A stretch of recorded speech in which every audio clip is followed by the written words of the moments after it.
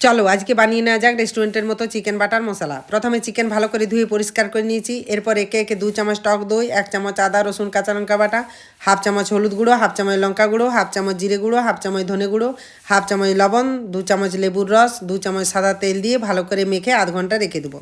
এদিকে কড়াই গরম করে তাতে 3-4 চামচের মতো তেল দিয়ে গোটা গরম মশলা, 2-3টি ছোটো পেঁয়াজ দিয়ে একটু নাড়াচাড়া করে দিয়ে দেবো 9 থেকে 10টি রসুন কোয়া, 4 থেকে 5টি আদার টুকরো, 3টি শুকনো লঙ্কা, 8 থেকে 9টির মতো কাজু বাদাম, 2টি বড় সাইজের টমেটো দিয়ে একটু নাড়াচাড়া করে সামান্য লবণ দিয়ে আরও একটু ভাজা ভাজা করে সামান্য জল দিয়ে 5 মিনিট সব সেদ্ধ করে নেব। এই সময় সামান্য হলুদ গুঁড়ো, সামান্য লঙ্কা গুঁড়ো দিয়ে কিছুক্ষণ ফুটিয়ে নামিয়ে নেব। মশলা ঠান্ডা করে বেটে নেব। এদিকে একটি প্যান গরম করে তাতে 2-3 চামচ তেল, 1 চামচ বাটার দিয়ে ম্যারিনেট করে রাখা চিকেনগুলি একে একে দিয়ে দেবো। লো টু মিডিয়াম ফ্লেমে চিকেনগুলি উল্টে পাল্টে হালকা লাল করে ভেজে নেব। এদিকে মশলা বেটে নিয়েছি, একটি ছাঁকনির সাহায্যে ছেঁকে নেব।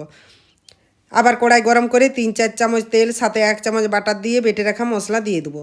সাথে হাফ চামচ লবণ, হাফ চামচ লঙ্কা গুঁড়ো দিয়ে মশলা নাড়াচাড়া করে ভেজে রাখা চিকেনগুলি দিয়ে 5 মিনিট কষিয়ে দিয়ে দেবো কাসুরি মেথি।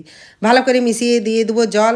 ঢাকা দিয়ে 10 মিনিট সেদ্ধ করে নেব। নামানোর আগে উপর থেকে ফ্রেশ ক্রিম দিয়ে মিশিয়ে নিয়ে নামিয়ে নেব। তৈরি হয়ে গেল রেস্টুরেন্টের মতো চিকেন বাটার মশলা।